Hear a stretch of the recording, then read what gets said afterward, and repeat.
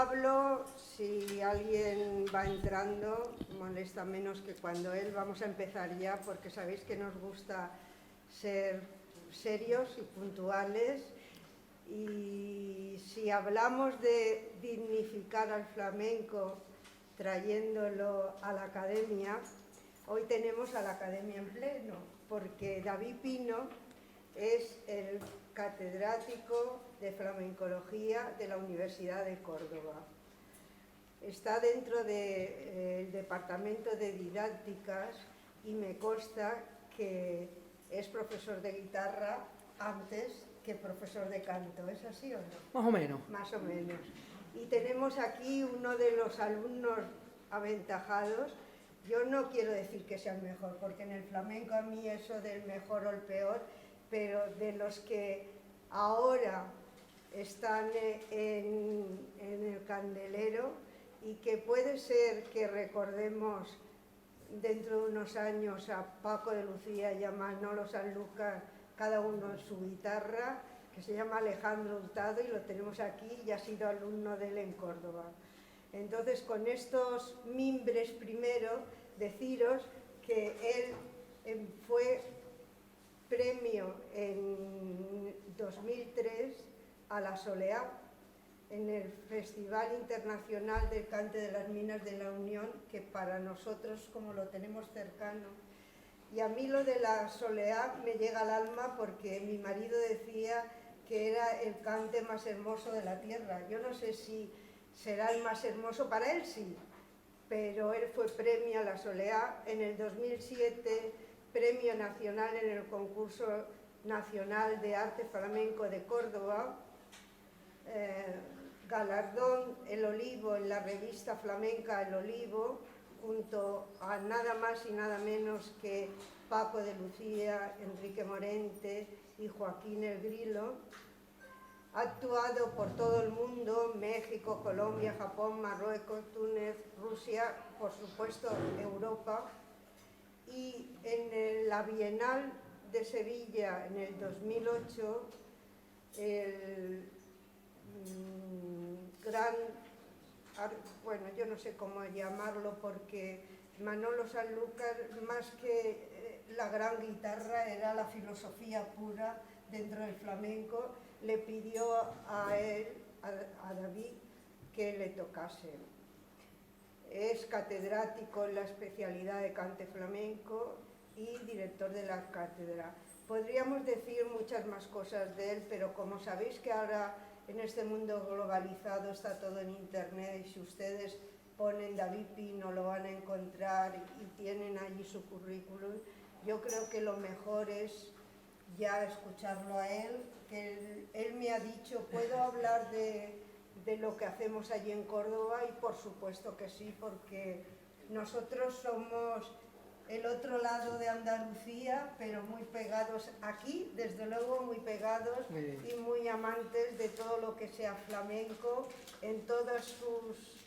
Sabes que mi marido decía que el flamenco es un poliedro, sí, y que cada cara es tan válida la una como la otra, o sea que en este poliedro estamos aquí. Pues muy bien, pues muchísimas gracias, Josefa.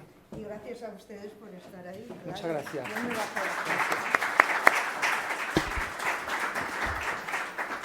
Bien, buenas tardes.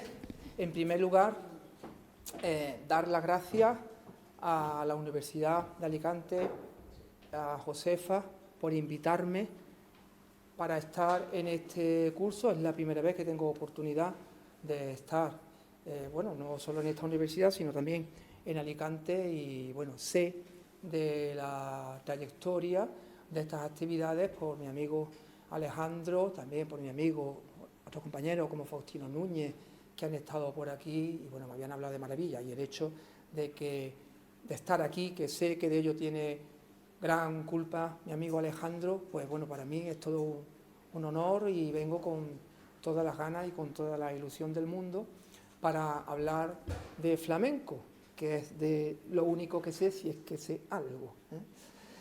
Como preámbulo, y agradezco a Josefa que me dé la oportunidad de hablar brevemente.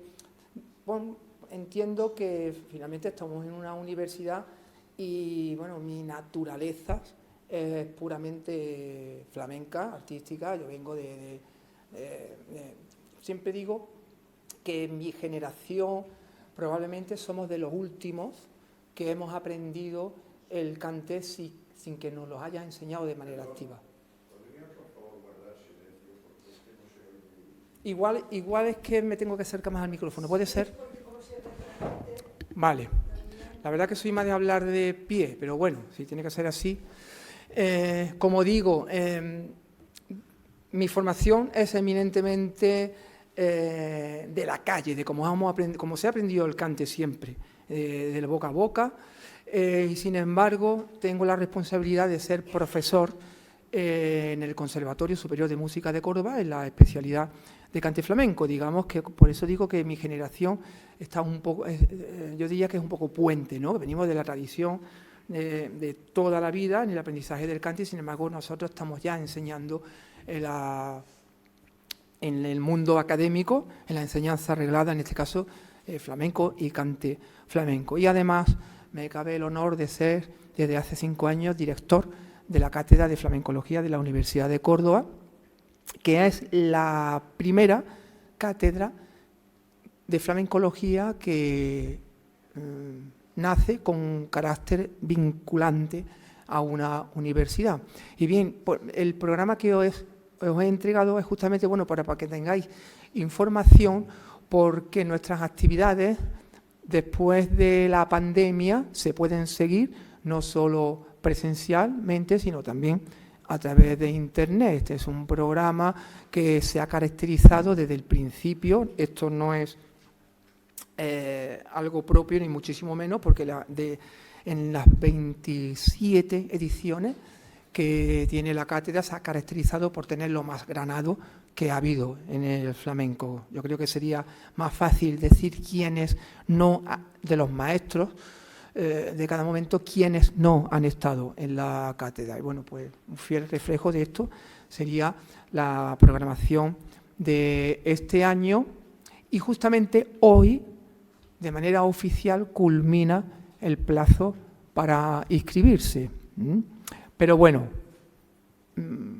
es oficial, pero sé que la semana que viene igualmente también está operativo el sistema. Si alguien tiene interés y por el motivo que fuera no logra, en caso de que tengáis interés en inscribirse, no logra dar con el sistema tanto para rellenar la matrícula como culminar con el pago, pues simplemente podéis contactar con el correo electrónico que viene por ahí, los diré al final, cátedradeflamencología@uco.es, y os facilitará toda la información necesaria.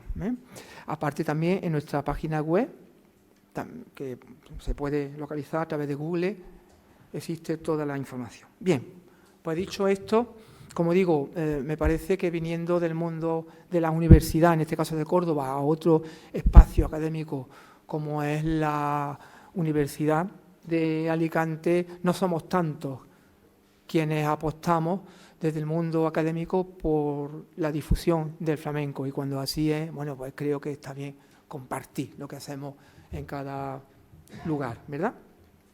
Bien, pues vamos a ello, y yo vengo a hablaros de la forma y los estilos del flamenco, porque simplemente cuando hablamos de cantes flamencos, hablamos de palos del flamenco, pues cuando un artista, cuando un cantador lleva a cabo su representación en el escenario, es en base a un determinado corpus estilístico de cantes, de palos, de manera que cuando cantamos por soleá, cuando cantamos por tiento, cuando cantamos por seguirilla, es sobre la base de unos determinados estilos que se han ido creando por parte de autores a lo largo del tiempo. Y estos estilos y estas formas de cante, a su vez, a lo largo del tiempo siempre ha existido la tentación de crear una taxonomía propia para, de algún modo, pues clasificar y ordenar todo este tipo de repertorio que hay. Así que, como preámbulo al análisis de la forma y de los estilos del cante, vamos a contar un poco cómo se ha ido, o algunas de las teorías o de algunos de los criterios que se han empleado a lo largo de la historia para clasificar los diferentes estilos y formas del flamenco, en base a determinadas perspectivas. Y estas perspectivas, obviamente, irán en función de la disciplina de cada autor, de cada clasificador, por así decirlo, para que nos entendamos, ¿verdad?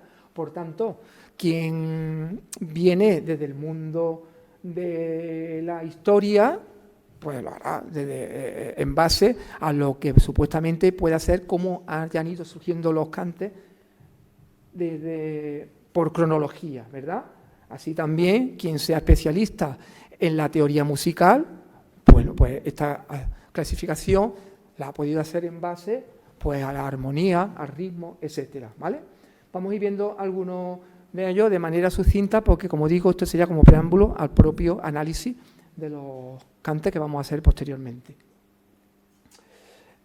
La perspectiva genealógica, como podemos suponer, es decir, el orden cronológico, cómo han ido surgiendo los cantes.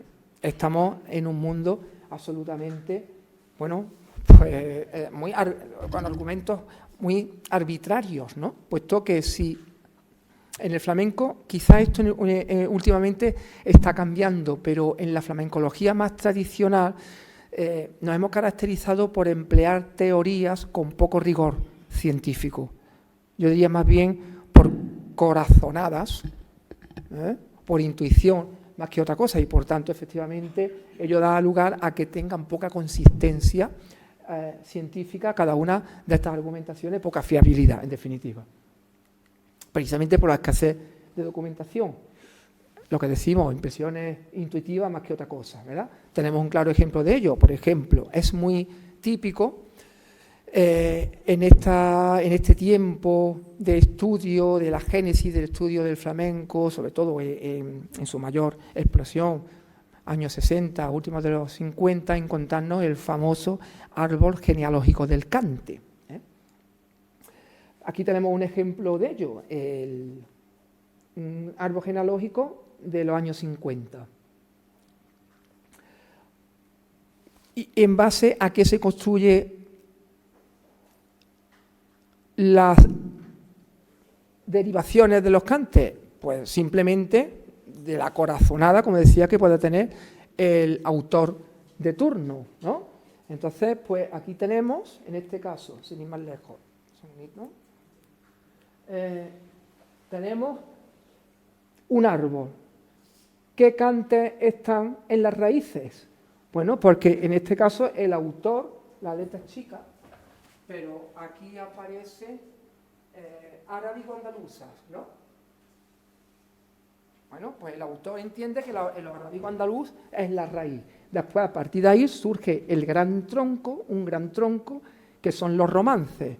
En los romances deriva otro tronco, que es la soleá, y después dentro de la soleá aparecen ramitas, que por eso cuando hablamos de cante hablamos de palos, ¿no? Voy a hacer el palo de la soleá, el palo justamente viene de aquí, porque son palitos que van surgiendo de otros troncos fundamentales. Después tenemos ese gran tronco, que es el fandango, ¿vale? Este es un árbol, pero aquí tenemos otro, que van teniendo a su vez derivaciones. Bueno, pues como digo, esto fundamentación, pues la que el propio autor entiende que es sin más.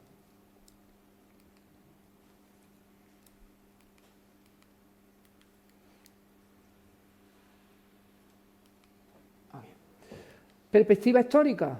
Bueno, pues tenemos un autor de este momento, Rafael Lafuente, que estima que hace una clasificación, cantes antiguos caídos en desuso en este momento, cantares antiguos que aún se cultivan, relativamente modernos caídos en desuso, andaluz considerado impropiamente como flamenco, híbridos exponentes de la degeneración del flamenco, donde aquí entraría, según el autor, guajira, incluso fandanguillos, colombianas, milongas, vidalitas, etcétera, etcétera, ¿vale? perspectiva étnica, cante morisco, fandango, media granaína, rondeña malagueña, cante gitano, la debla, liviana, playera, alegría, bulería, seguirilla, cantes hebreos, saeta, soleares, tiento, cantes flamencos. Aquí solo llamo lo de cantes flamencos porque empezamos a ver cómo el flamenco, que es un género que tenemos todos como único, con los matices que pueda haber, sin embargo hay autores, como vamos a ver después en Mairena, donde el flamenco es una parte del todo. Entonces, cantes flamencos, petanera, fandanguillo, carcelera, mariana y malagueña. En esto también cayó el propio Manuel de Falla. Manuel de Falla entendía, cuando organiza el famoso concurso de Granada de 1922, habla de cante jondo. Habla de cante jondo para distinguirlo del cante flamenco. También hizo lo propio. Ahora hablamos de la... Sí, efectivamente. En cuanto a jerarquía, José Carlos de Luna habló de cante grande y cante chico. Para José Carlos de Luna no todos los cantes tenían la misma importancia. La soleá era más importante que un fandango o que una bulería o la seguirilla, ¿verdad? Que es un postulado efectivamente discriminatorio, porque ¿qué criterios usamos? Es decir, esto daría para dar una conferencia, porque no existen criterios objetivos para entender que un cante es más importante que otro, o sí. Bueno, aquí ya entraríamos, como digo, en el mundo de las opiniones, porque finalmente el sustrato de este argumento sería hablar de si es más importante la forma, la estética o la propia expresión, ¿no? Es decir, ¿qué es más importante? Un cantador que pueda hacer una rumbita, por así decirlo, pero con carácter flamenco, o alguien que cante una petenera pero que no tiene aire flamenco, que es más grande, ¿no? Bueno, ahí entraríamos en este debate. Antonio Mairena también distinguió, él hablaba de cante flamenco y el cante gitano andaluz, que para él eran dos cosas diferentes. Bien, eso en cuanto a la jerarquía. Después, como decía antes, un autor que venga del mundo, su disciplina, sea especialista en el mundo de la teoría musical, puede hacer clasificaciones según la armonía, ¿no? En este caso música tonal, mayor y menor, que esto lo hizo Hipólito Rossi, o música modal, veremos esto después, música modal y todo esto. Modo frigio, en este caso para Hipólito Rossi, la clasificación que hizo de los cantes según el modo, pues tenemos todo esto. Cantes de trilla, saeta, saeta por seguirilla, debla, seguirilla, soleares, la caña, tiento, tango flamenco, etcétera, etcétera. Todo esto ahora lo vamos a desarrollar, ¿vale? ¿Por qué? Porque... Y ya vamos a ir de plenamente a hablar de lo más práctico. Vamos a ir un poquito para atrás.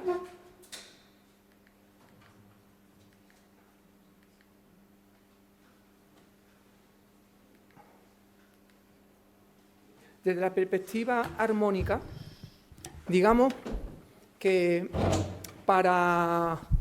Y esto va a ser una regla porque obviamente aquí no sería el lugar, ni muchísimo menos, para entrar en cuestiones de teoría musical ni nada.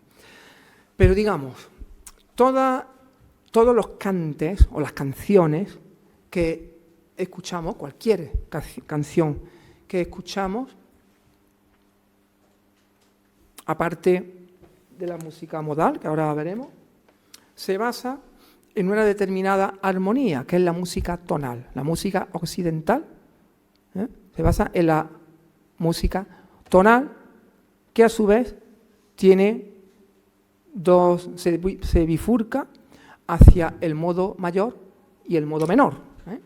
De manera que, por ejemplo, cuando hablamos de las tonalidades, ya sabemos, la escala que conocemos todos.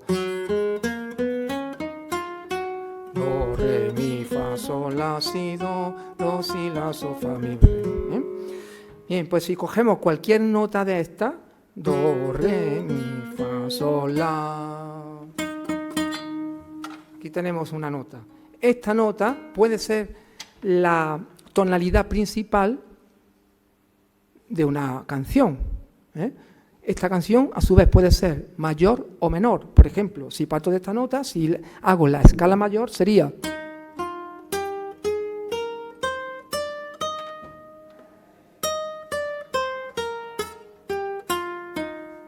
Digamos que habría una regla como para andar por casa, y es que el modo mayor, digamos que tiene connotaciones o tiene una expresividad alegre, y el modo menor lo contrario, un carácter más melancólico. Digo, modo mayor,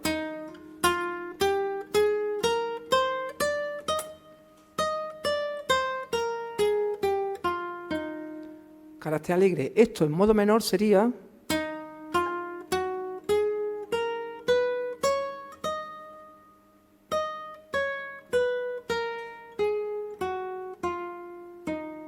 Esto es importantísimo porque esto tiene una empleabilidad muy definida en el flamenco, porque ni más ni menos que sea de un modo u otro va a depender que estemos hablando de unos cantes otros. Por ejemplo, si estamos en esta tonalidad que estamos hablando de la, si esto lo hacemos en modo mayor, esto sería...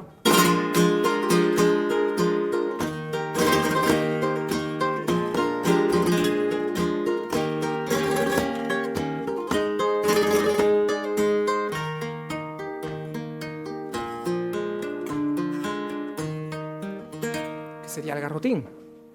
Si esto mismo lo hacemos en modo menor, sería...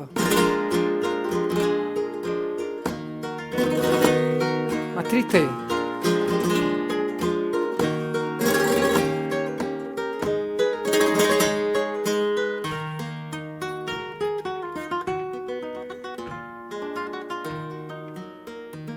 Sería la farruca.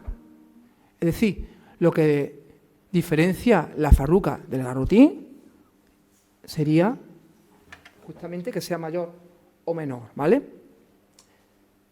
Por tanto, cualquier canción en el mundo occidental, y esto dicho así muy a grandes rasgos, sería en modo mayor o en modo menor. En el flamenco usamos una armonía muy especial que se ha dado en llamar cadencia andaluza o modo flamenco, que sería una armonía diferente. Repito, el modo mayor sería...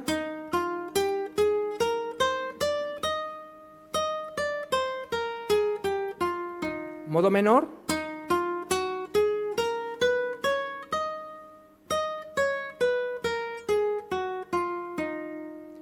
y en modo flamenco sería...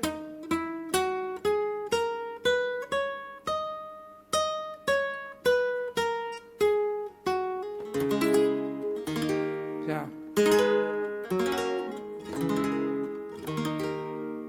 esto es lo que nos define a nosotros como flamenco. De hecho, cuando cualquier músico ajeno a nuestro género, al flamenco y a la música española, de algún modo ha querido representar la música española, hablamos ya incluso de los clásicos como Korsakov, etcétera, irremediablemente ha acudido a esta armonía.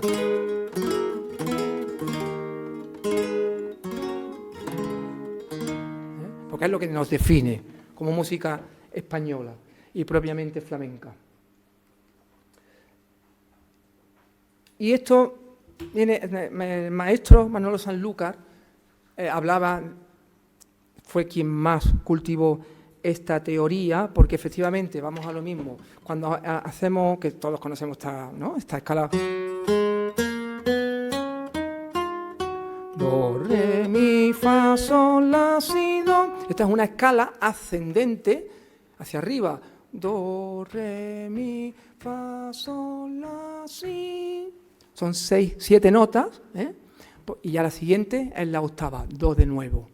Es decir, un grupo de 7 notas en modo ascendente.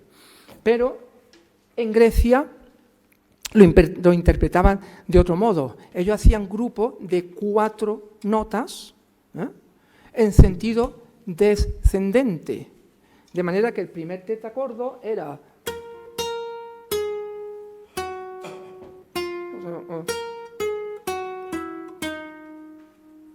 O.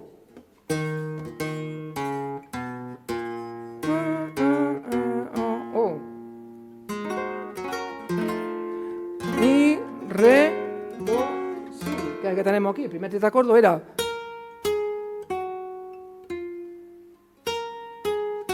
que esto lo tenemos en el flamenco.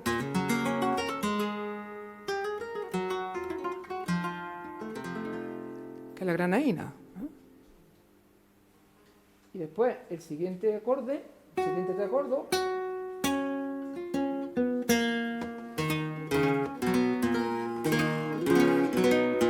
Que este modo frigio, pues como digo, lo encontramos en todos estos cantes que decía antes, ¿vale? Que Hipólito Rossi clasificó. Empleabilidad que tiene, la práctica que tiene esto en el flamenco. Pues eso, cuando hablamos, por ejemplo, del asoleado.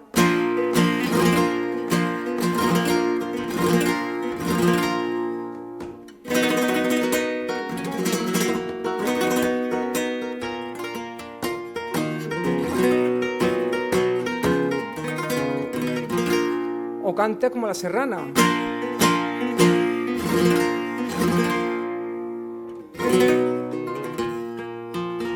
La, sol, fa, mi, la, sol.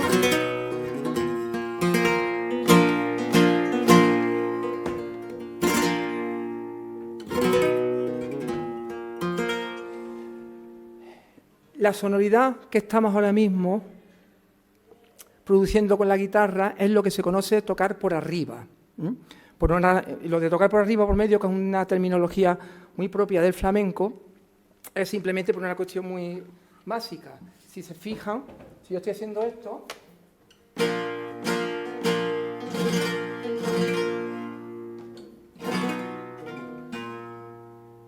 esta nota es la que decía antes fundamental, que es un mi. Bueno, no es mi porque está aportado con la semilla, pero vale, si estuviese al aire sería un mi. Estoy pulsando, la nota principal es la cuerda de arriba. Es esta. Pero hay otro modo de hacer esto, que es tocar por medio.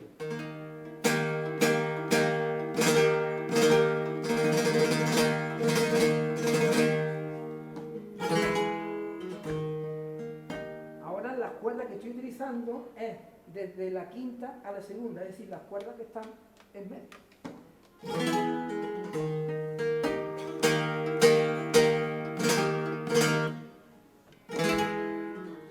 Bien, pues ahí, a título de curiosidad, para que veamos por qué hablamos. Y bien, pues así es como se muestra esto que estamos hablando de la armonía en el flamenco. Hablamos de Sevilla o tiento.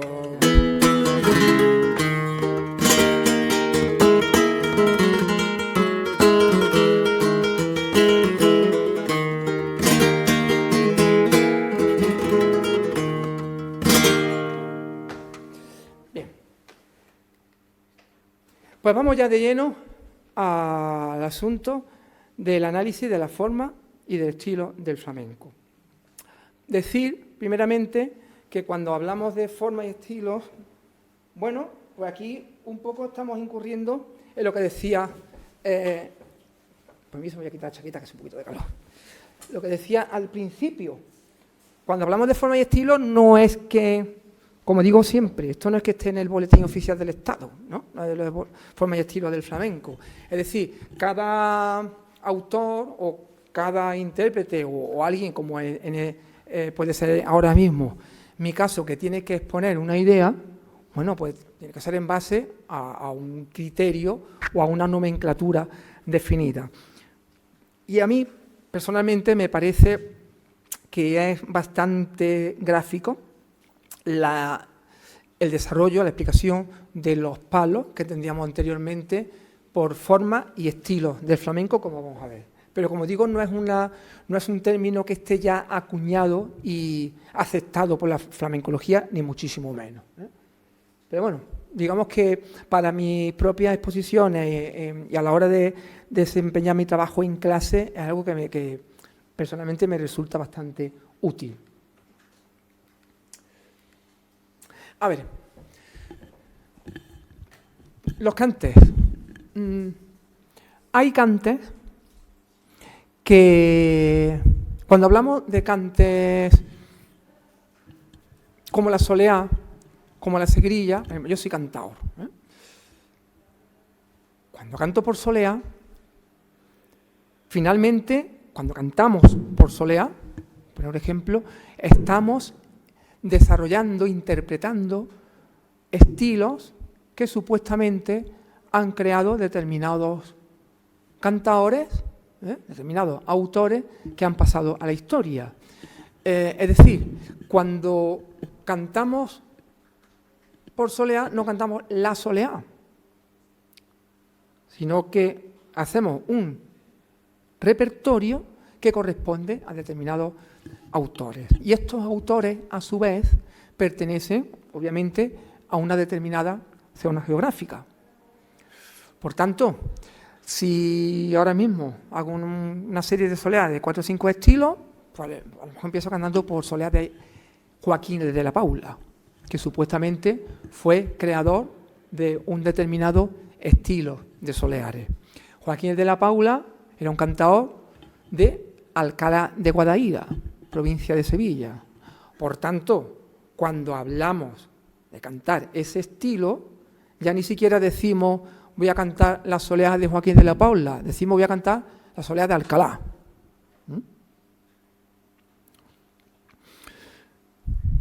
Después puedo pasar y hacer las soleás de Cádiz.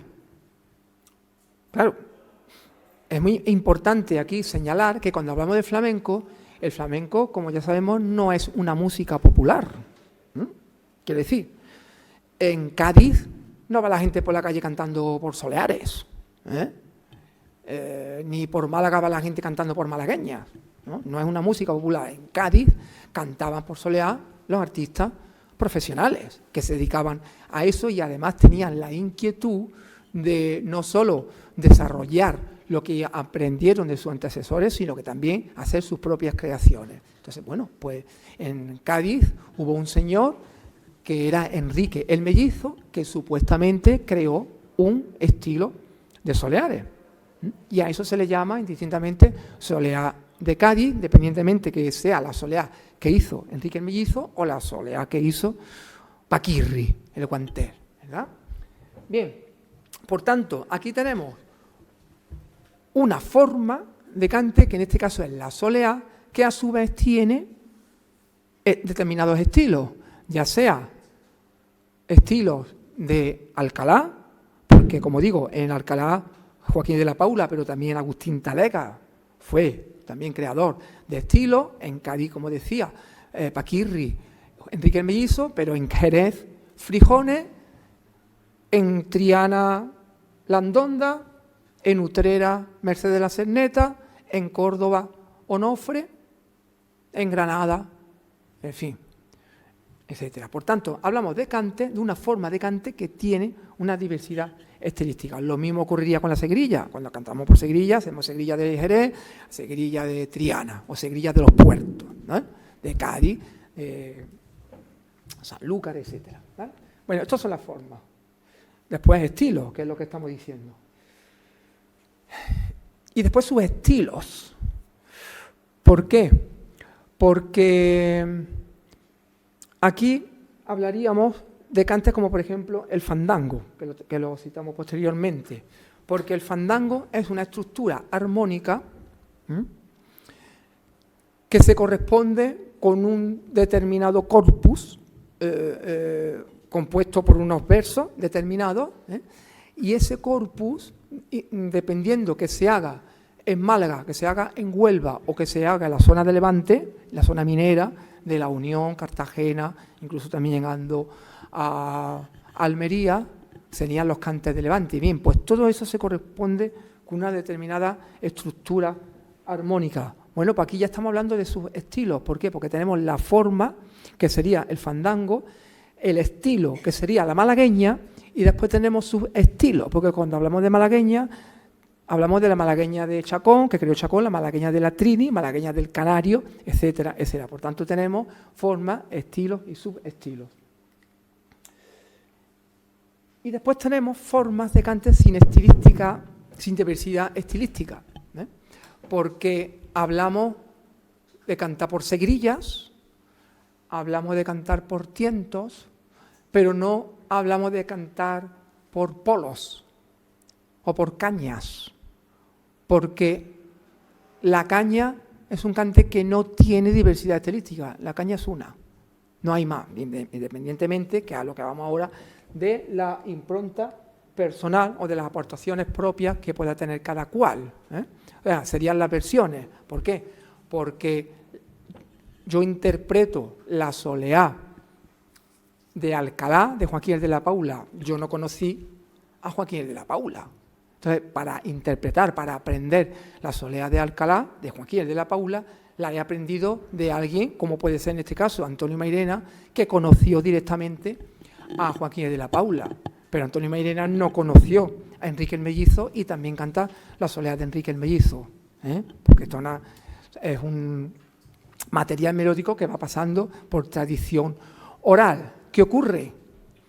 Que si Caracol, Manolo Caracol, que era un cantador de una personalidad enorme, Mairena, Enrique Morente, Camarón, José Meneses, Fosforito, todos ellos hacen el estilo asociado a Joaquín de la Paula, pero cada quien impone su propia personalidad, hasta el punto que esa personalidad crea un modo de hacer ese cante. Por tanto, ahí están las aportaciones propias de ese cante y la versión que se haga de todo ello. Esto de la zona geográfica, por otra parte, crea un problema. Bueno, para quien sea un problema, obviamente. ¿Por qué? Porque cuando hablamos de soleá de Alcalá, ¿qué entendemos? La soleá que creó Joaquín de la Paula, Agustín Talega, o hablamos de un repertorio propio del pueblo. Es decir, cuando se canta por soleá en Alcalá, se canta de un modo diferente a Jerez o a Cádiz. Bueno, yo entiendo, por una parte, yo soy de Córdoba y tengo una forma propia de hablar que es diferente a la de Cádiz, ¿no? Los gaditanos hablamos de un modo diferente a los de Córdoba y a los de Sevilla y a los de Málaga.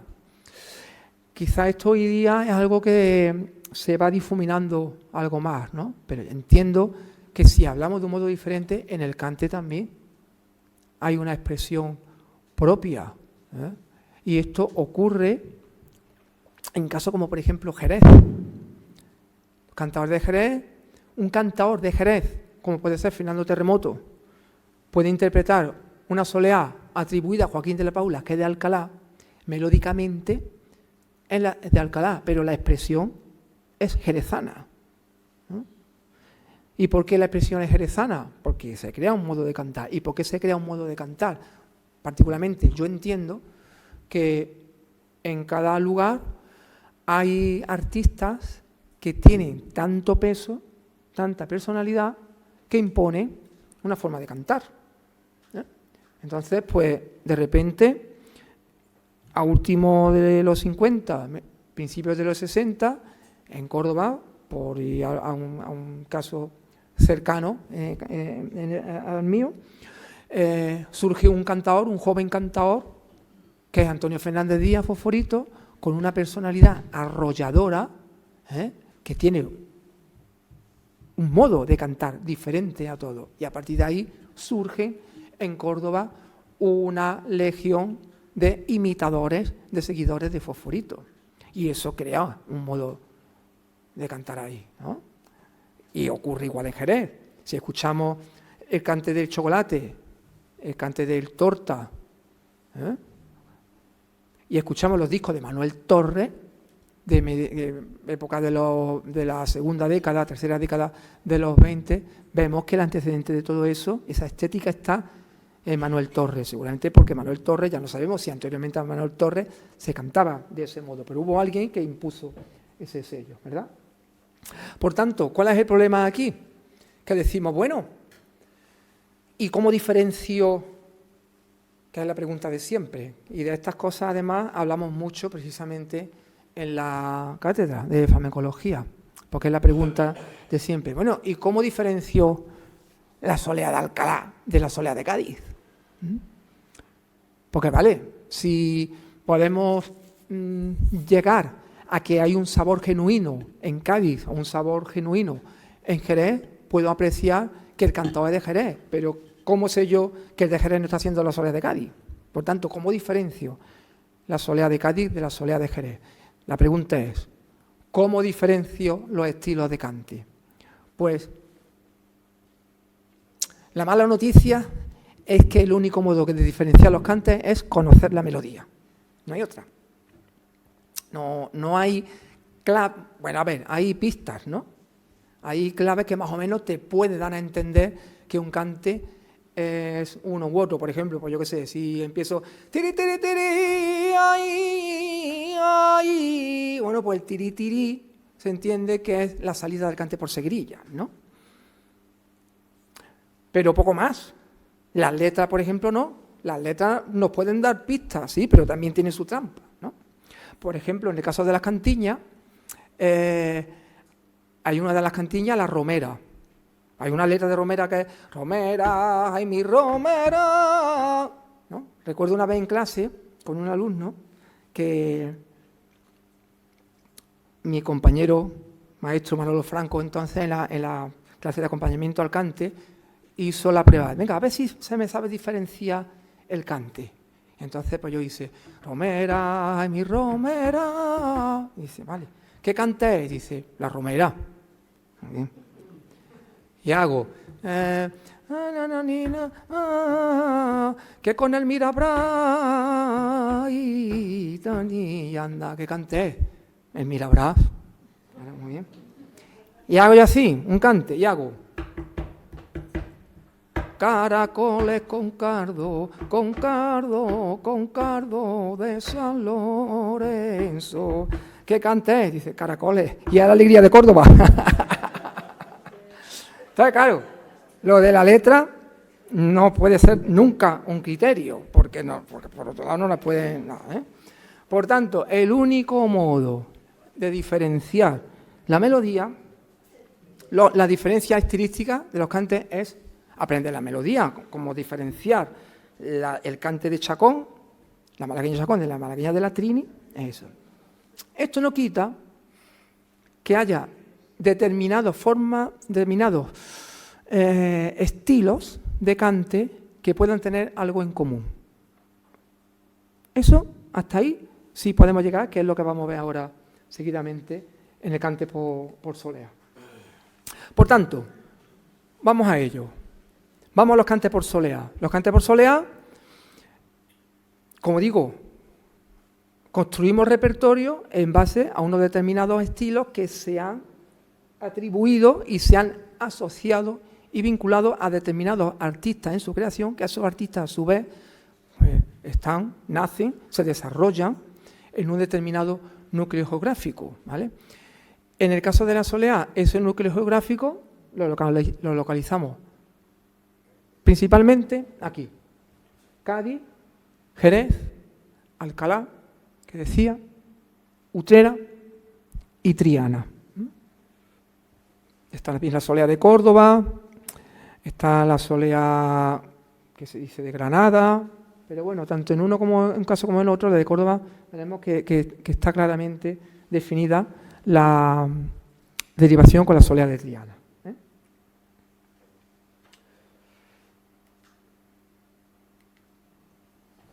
Pues vamos a dar algunos ejemplos de ello.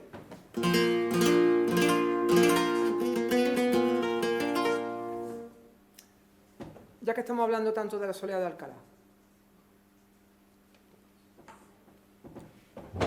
La soleá de Alcalá se caracteriza, de hecho, yo diría que, porque esta es otra,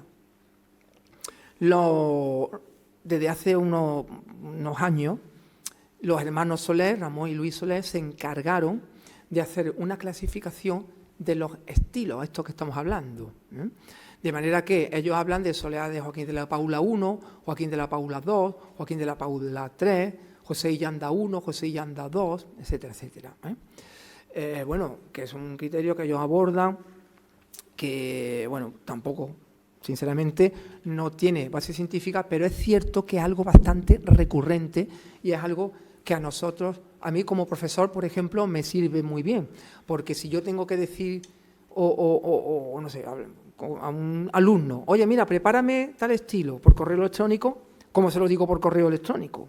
¿Cómo aludo a ese estilo por correo electrónico? Es más fácil para mí decir, prepárame el Joaquín de la Paula 1, y ya sabemos de qué estamos hablando, ¿no? Independientemente de la consistencia científica que pueda tener eso. Entonces, bueno, es algo a lo que recurrimos bastante.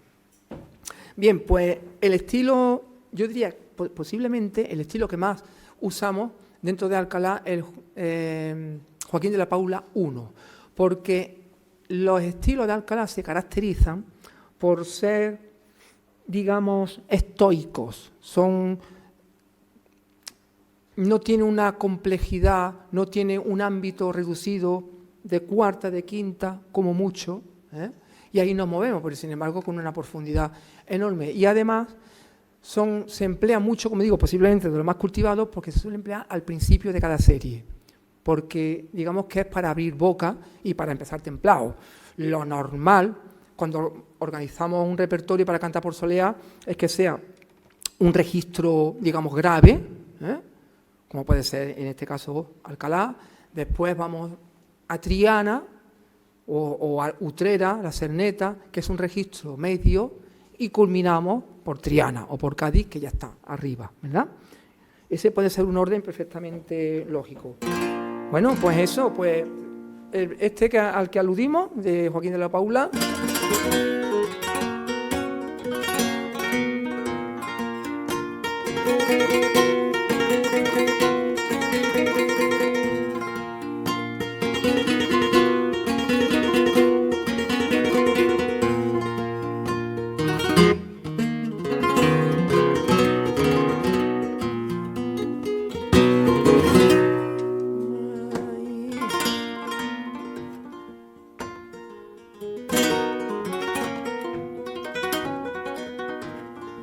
Bueno, obviamente, cuando empezamos hacemos un temple que se llama, con los ayes.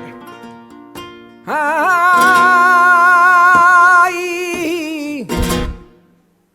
¡Ay, ay! ¡Ay, ay! ¡Ay, ay! ¡Ay, ay! ¡Ya, ya!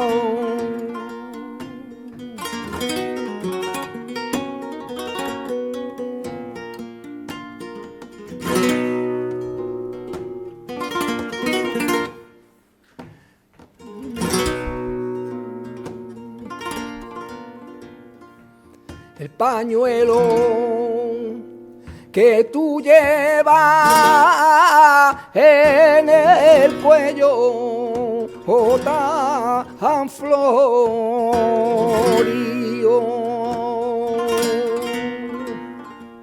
en el cuello tan florido, en el cuello tan florido, bien saben en todos los flamencos que nada algún tiempo ha sido mío, bien saben todos flamenco que nada algún tiempo ha sido mío.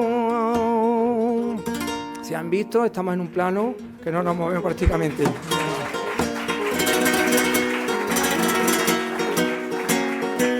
Después, otro de los estilos, que tampoco es que tenga una complejidad melódica. Si yo te querré, que el daño que me hiciste te lo recompensaré.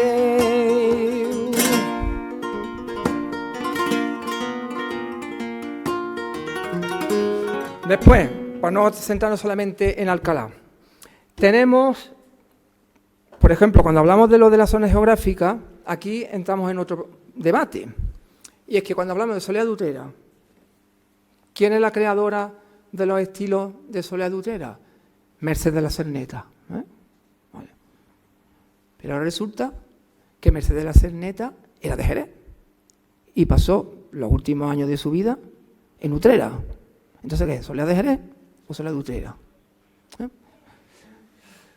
Este es otro de los problemas con los que nos encontramos aquí. ¿Qué ocurre? Que efectivamente Merced de la Cerneta hizo escuela allí, en Utrera, y se sigue cantando Fernanda de Utrera, todos aquellos artistas, Gaspar de Utrera, cultivando esos estilos que supuestamente creó esta señora.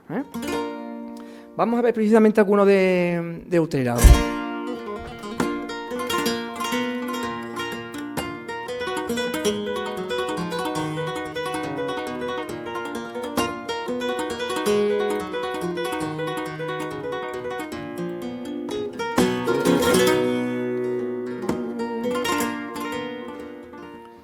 Presume que eres la ausencia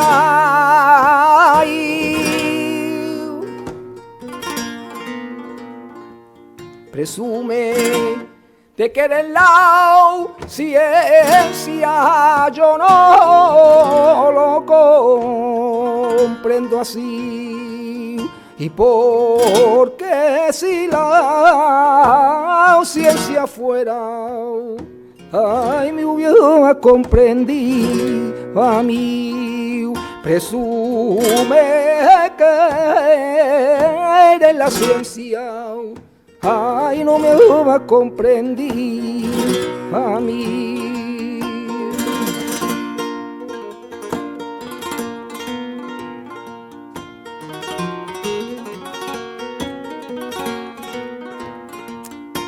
Los de Triana, los estilos de Triana sí se diferencian porque tienen un ámbito mayor. Por ejemplo, uno de ellos ya sube un poquito más.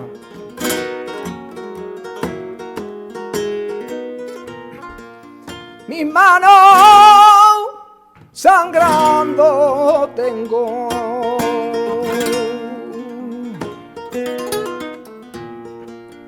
las manos sangrando de coger vara de mimbre pa' que tú hagas canasto de cortado, vara de mimbre pa' que tú hagas canasto.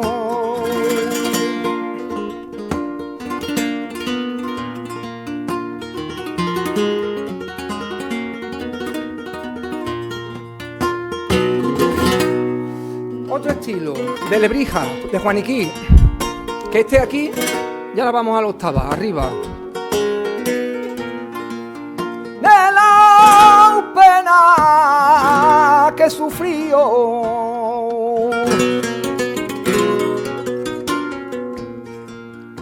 de la pena que sufrió, separarme de tu vida, es la que mamá dolió, separarme de tu vida, es la que mamá dolió.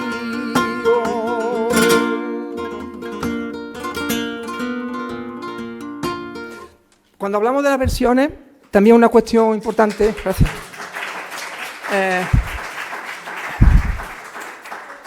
Y aquí tenemos un ejemplo muy claro, en la soleá de Frijones, de Jerez. Tenemos una versión grabada de Pepe Torre, que era un señor que no era profesional, era uno de los que acompañaba a donde quiera que iba Antonio Mairena, era un señor con una voz muy chiquita, que apenas se oía, no era profesional, como digo, y hubiera sido imposible que este señor hubiese podido cantar en un teatro o en un festival. Pero, sin embargo, el hombre cantaba con un sentimiento y con algo especial, de acuerdo al instrumento que tenía. Bien, pues hace la versión de Frijones en la mínima expresión. Él hacía...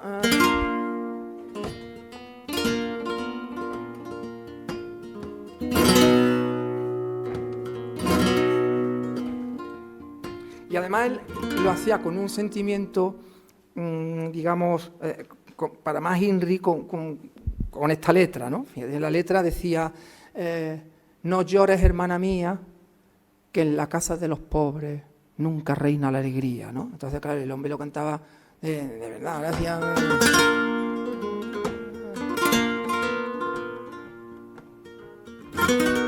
Hermana mía,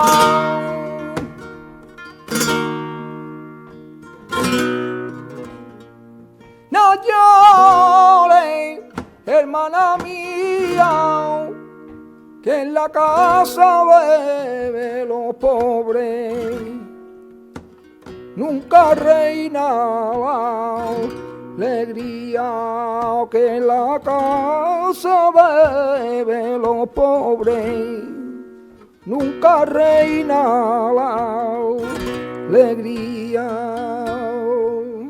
Bien, pues esta misma versión, este mismo cante, Antonio Mairena, que ya era profesional, que tenía un instrumento más desarrollado, hace su propia versión, que quedaría así.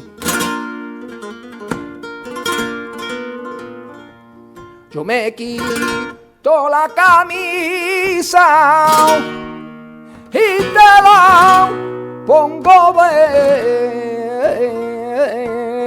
turbante.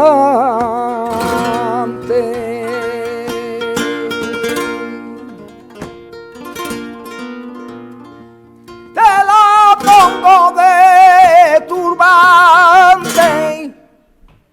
No quiero que te la quite, ay, ay, ay, ni se la ponga a nadie, que yo me quito la camisa y te la pongo a ti de tu turbante.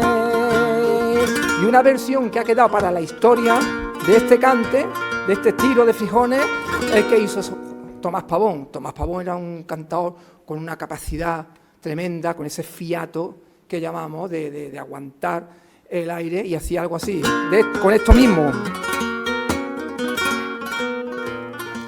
Acuérdate cuando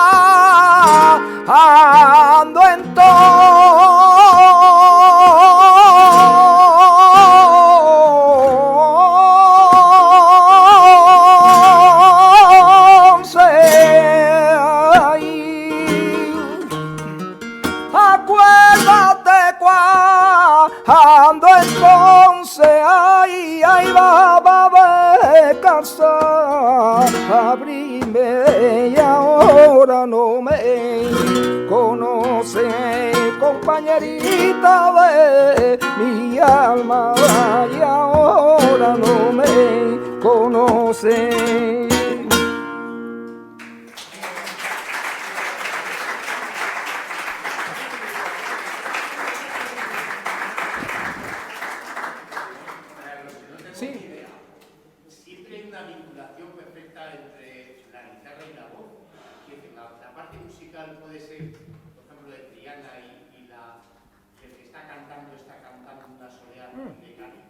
No, porque el acompañamiento de la guitarra, es decir, hablamos de estilo de cante, pero no de guitarra. El acompañamiento de la guitarra no está sujeto al estilo que hace el cantador.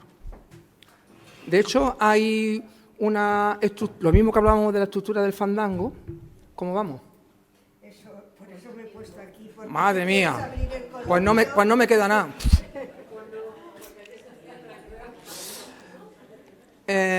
Efectivamente, si yo ahora mismo estoy aquí cantando y le digo a Alejandro, vamos a tocar por soleá, no le tengo que decir, Alejandro, voy a hacer la soleá de la Cerneta y la soleá de Alcalá y después la de Cádiz. Míratelo, porque es lo que vamos a hacer, es lo que tiene que tocar por soleá.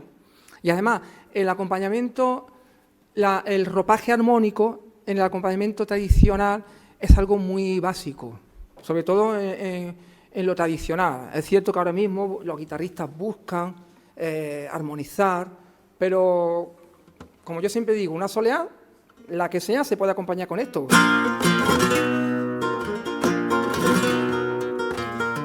No hace falta cambiar más, con esto tenemos, ¿eh?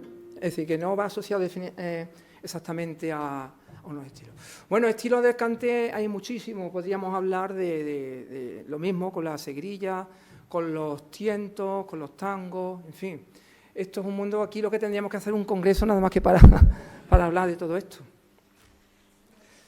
Pues no yo sé. creo que podemos abrir el coloquio. Sí, claro que sí, claro que sí. Si tienen preguntas. Una de dos. Una pregunta. O no han entendido nada o lo he hecho muy claro. Sabes que este ciclo de este año giraba en torno precisamente a la poesía. A la poesía, sí. A la poesía. Y es verdad que yo sí que he escuchado, porque el flamenco ha sido siempre de tradición oral. Entonces, lo que yo he escuchado sí que tenía mucho que ver el cante con la letra que se cantaba. Claro, la letra es fundamental. Fíjense hasta qué punto,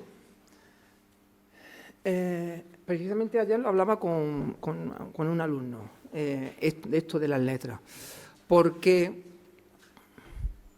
hacer letras para cantar es muy difícil, porque el buen letrista es el que conoce el cante, ¿no? Por ejemplo, una cuestión muy importante, tener en cuenta las vocales. Ya sabemos que hay vocales abiertas y vocales cerradas, ¿no? Claro, esto el letrista debe tenerlo siempre muy en cuenta, porque los cantes, hay lugares donde son frases cortas, pero también frases largas, ¿no? Y el letrista tiene que tener la habilidad suficiente como para, en el momento en que sabe que va a alargar el cante, colocar una vocal abierta. Yo recuerdo, cuando era jovencísimo, pues tendría unos 17, 18 años, la inexperiencia en su máxima expresión, y fui a cantar a un concurso de saetas, y yo dije, venga, yo voy a hacer una letra, coloqué una letra. Y recuerdo,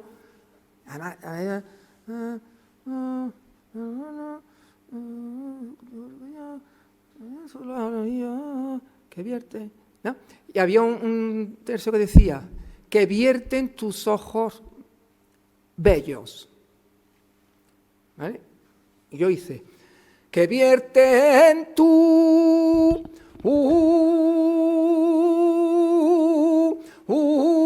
y era un concurso.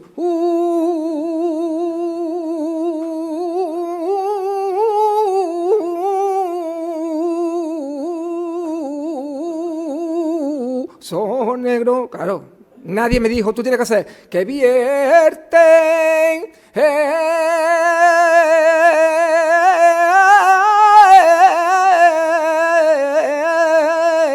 tus ojos de ellos, ¿no? Entonces, esto es muy importante. Luego, también, una cuestión fundamental. A veces, las letras se supeditan a la propia acentuación rítmica que tiene el referente, en este caso, de quien hace la letra, ¿no? Es decir, si yo hago por los rincones me meto ya, se llamo a mi madre. Por los rincones, estoy acentuando rincones, pero porque yo esta letra, este estilo lo aprendo de Manolo Caracol, y Manolo Caracol acentúa en rincones, ¿eh? Pero no tiene por qué ser así. Tú puedes hacer una letra y acentuar en el momento que quieras, ¿no? Si las piedras ven, por ejemplo, ¿no?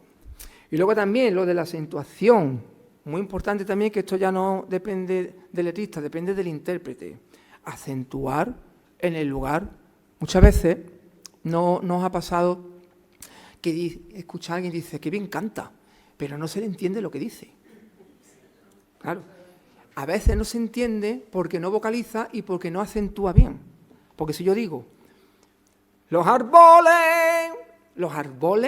¿qué es los árboles? Y los árboles, ¿no? Si digo los árboles, ¿no? Esto es algo que yo cuido también mucho con mis alumnos. Por tanto, la letra además marca la propia rítmica del cante. No solamente del cante, sino de la canción, ¿no? En mi caso, cuando en algún momento he tenido que componer una música en base a una letra, lo primero que hago es acentuar bien las letras, ¿no? Y a partir de ahí, en esa acentuación de la letra es donde va el acento melódico, obviamente. Yo en algún sitio he leído que las letras son la partitura del flamenco. Bueno, sí, de algún modo eso, es que dicta. A mi modo de ver, la letra va dictando el camino, va marcando el camino a la melodía y el que coloca la rítmica, ¿no? Claro. Sí, sí. A ver. La temática cambia, me refiero, según el palo que está cantando. O sea, ¿se puede cantar una soleá con una letra alegre? No es lo propio. No es lo propio. Cada cante, cuando hablamos de la seguidilla, está claro que hablamos de un cante trágico, ¿no? Por tanto, no tendría sentido expresar un sentimiento alegre. Cuando hablamos de la bulería, normalmente, bueno, la bulería tiene de todo. Porque la bulería, fíjate, es un cante que es tan amplio que incluso te permite, como decía Camarón, en esta vida maldita siempre te faltan las cosas cuando más las necesitas, por ejemplo, ¿no? Esto es una queja, ¿no? Pero no tendría mucho sentido. Y luego, cantes como la soleá. La soleá es un palo que está ahí en un término medio. Yo creo que es más... la soleá habla del amor, por supuesto, habla de la muerte, pero también incluso se coloca en el plano más filosófico, ¿no? O cante como los tientos, ¿no? Una letra como, por ejemplo, me fié de la verdad y la verdad me engañó. Cuando la verdad me engaña, ¿de quién me voy a fiar yo? ¿No? Entonces, bueno, cada palo, digamos que tiene una naturaleza propia, un estado anímico, que es lo propio que se corresponda con la temática de la letra, claro. Quería preguntar, no he visto nunca a ningún tocador con partitura. ¿En flamenco? Sí, bueno, porque a diferencia del mundo clásico de esto, quien sabe es el joven maestro Alejandro Hurtado, sabe de esto muchísimo más que yo. Pero digamos que la escuela flamenca, la música flamenca es una música urbana que se ha aprendido por tradición oral, no escrita. Y esto ha llegado a tal punto que una distinción de la música flamenca, en este caso de la guitarra flamenca, es que es, yo diría, de obligado cumplimiento que además de ser buen intérprete, debes ser creador de tu propia música.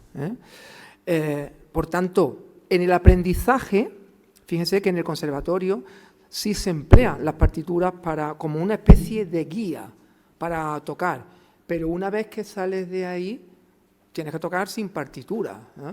Hombre, a mí me parece que tocar sin partitura da mayor libertad al músico, ¿no? Y de hecho, bueno, vemos también, que no quiere decir muchísimo menos, porque también vemos conciertos de guitarristas clásicos que tocan sin partitura, pero es verdad que no es lo propio. Fíjense, es curioso que cuando vemos formaciones, grupos flamencos, cuando hay una flauta o cuando hay un violín o cuando hay un oboe, porque hay una composición hecha, ellos sí tocan con partitura, pero el propio solista no. Sí, sin embargo, una de las singularidades que tiene el flamenco, ¿verdad? Lo que es cierto es que ahora sí que muchos de los guitarristas flamencos han empezado muchos en lo clásico. Sí, cada vez, bueno, y no solamente los guitarristas, en cante también se están haciendo, ¿no? A veces parece como que me estoy autocitando mucho, ¿no? Pero bueno, vengo a hablar también de mi experiencia. Por ejemplo, a mí como docente me preocupa mucho que quien aprende el cante sea consciente de cada nota musical que está emitiendo, ¿no? Porque a veces ocurre que estás cantando y dices, bueno, pero hazme esto de manera detenida, y no saben. Como yo digo, que escuchan campanas y no saben dónde, ¿no? A mí me preocupa que cada intérprete sea consciente de cada nota, porque para mí, en una interpretación musical, todas las notas tienen la misma importancia. Y a todas las notas hay que dar importancia. Y estaremos todos de acuerdo que el cante son notas musicales, ¿no?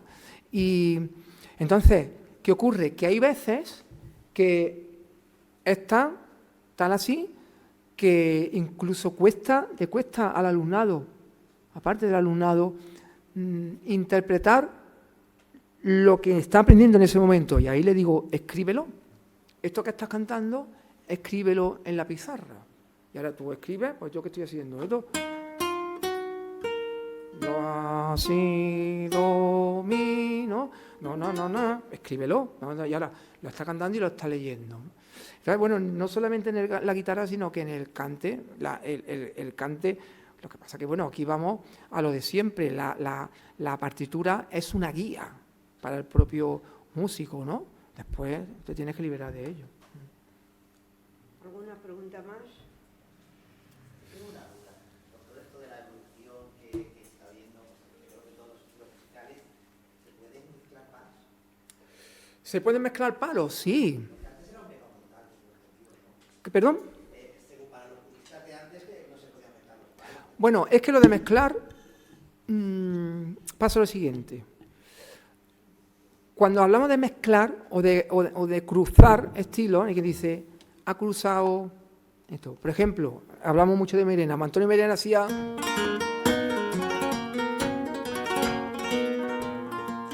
Lo que tú has hecho conmigo no tiene punto de comparación. Qué bonito. Bien, pues este estilo es una mezcla, un cruce del cante de Joaquín de la Paula con el de Mercedes de la Cerneta. Por ti abandone a mi niño, mi manecita de penita murió. Sería acá presume que presume la niña, yo no lo comprendo así. Antonio hizo así, pum, y mezcla dos estilos. Estéticamente queda bien, pero lo está mezclando. ¿Qué ocurre? Que Antonio hizo esa mezcla, ese cruce, pero sabía lo que estaba haciendo perfectamente. Y él entendió que juntar, copiar y pegar el Joaquín de la Paula con la Cerneta funcionaba. Pero otras veces que escuchamos, lo que decía antes, que el cantado cante no sabe, que oye campaña y no sabe dónde, y empieza a cruzar los estilos, pero por desconocimiento. ¿Qué ocurre? Que cuando hay desconocimiento, aquello, si suena bien, es porque Dios quiere, no porque haya talento, ¿verdad? Por tanto, a mí me parece que es importante que el artista sepa lo que está haciendo en cada momento, y a partir de ahí, como hizo Mairena, si puede mezclar los estilos, pues claro que se puede mezclar. No solamente los estilos, sino los cantés, ¿no? Por ejemplo, algo que llevo haciendo en mi repertorio últimamente, que hacemos Alejandro, que lo hicimos hace 2 semanas en la Suma Flamenca, en Madrid. Empezamos por malagueña, en un mismo número, empezamos por malagueña, de la malagueña pasamos a la caña, y la caña culminamos con cantes abandonados. Estamos haciendo 3 en 1. Eso se puede hacer, pero obviamente debe tener una lógica musical, ¿no? Y que dé resultado. Bueno, esto se da cuando hay un montaje escénico, sobre todo en la danza. Esto se da, bueno, insisto, mientras aquello tenga sentido y funcione estéticamente, no pasa nada. De hecho, se da que cuando se baila por taranto, se culmina, se rematan los tarantos con tangos, ¿no? O la solea por bulería, se empieza por solea, se termina por bulería, ¿no? Bueno, no pasa nada. No creo que el artista deba ser esclavo de todo eso. El artista debe ser artesano y hacer acopio de todo ello y crear una obra bella. Pero para mí es muy importante saber qué se está haciendo en cada momento. David. David, estamos nombrando tanto a Alejandro que por qué no le decimos que te acompañe, aunque sea un poquito en algo. Venga, Alejandro. Venga, Alejandro. Vamos. Esto no lo hago yo nunca, ¿eh? Me voy a sentar en bajo a escucharlo y ya con esto terminamos. Lo siento, Alejandro. Lo siento, Alejandro. ¿Te ha tocado? Sí. Ya que uno de los cantes que íbamos a hacer, que tengo previsto hacer, ya lo haremos otra vez que vengamos, era de seguirilla, tengo que decir que... Ve si quieres afinando... Esto la aprieta Está bien, muy dura, ¿no? Esto está aquí Espérate, duro. sí, es que esta seguilla es un poco especial. ¿Dónde la ponemos? ¿Aquí? ¿Dónde la...? Al 4, ¿no? Al 4, ¿no? Esta seguilla un poquito especial. Sí, bueno, me lo explicará. Dale ahí si quieres, es cromático. La seguirilla es uno de los cantes que llevamos en el repertorio y tengo que decir que este señor que está aquí a mi derecha es quien mejor acompaña por seguirilla de todos los que hay ahora mismo y desde luego el mejor que me ha acompañado a él, ¿eh? Y yo me siento especialmente feliz y cuando trabajamos juntos pues es un cante al que nunca podemos renunciar, así que vamos a hacer un par de estilos, ¿no? Venga.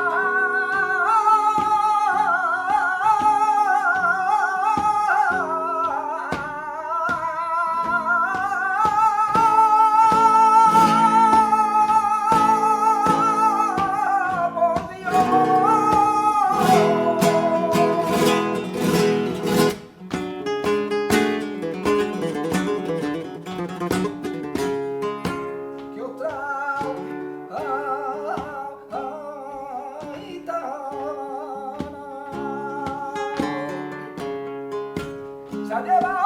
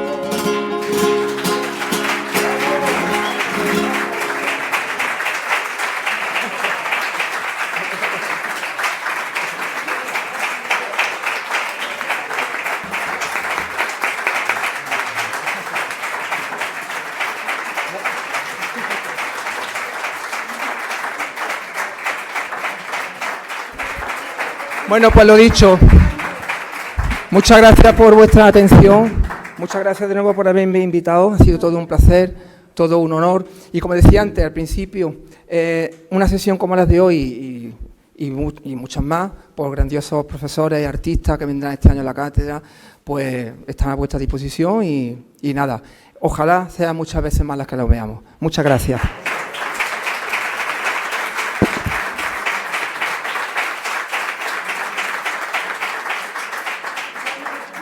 Hasta el jueves que tendremos a Curro Piñana.